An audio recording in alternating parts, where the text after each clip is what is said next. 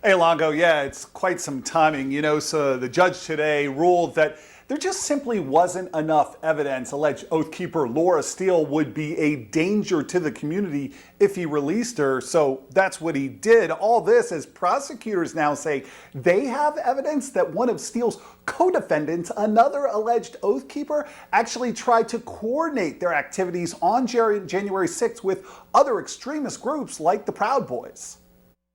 In court filings opposing alleged Oath Keeper Kelly Meggs' pretrial release, prosecutors included Facebook messages in which Meggs said he discussed coordination with other extremist groups who were planning to be in Washington on January 6th.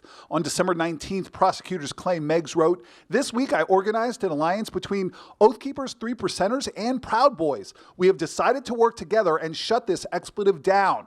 Prosecutors allege even more Facebook conversations in which Meggs discusses tactical planning between Oath Keepers and Proud Boys and his disdain for D.C. police officers. The day after Christmas, writing, "Wait for the 6th when we are all in D.C. to insurrection." The filings do not make clear whose idea it was to storm the Capitol. Judge Amit Mehta has yet to rule on the motion to keep Meggs behind bars before trial, but Wednesday that same judge ordered one of Meggs' co-defendants, Laura Steele, released on bond.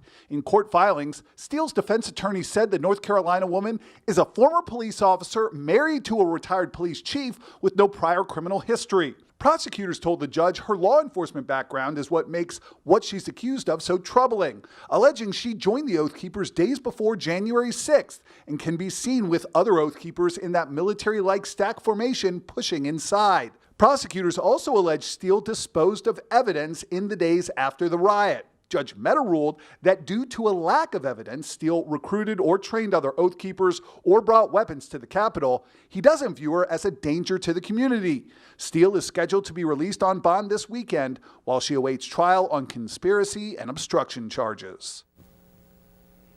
The judge ordered Steele not to have any contact with any other alleged Oath Keepers, including her co-defendant, Graydon Young, also her brother. All this as Graydon Young now awaits a judge's decision on whether he will be released before trial from jail.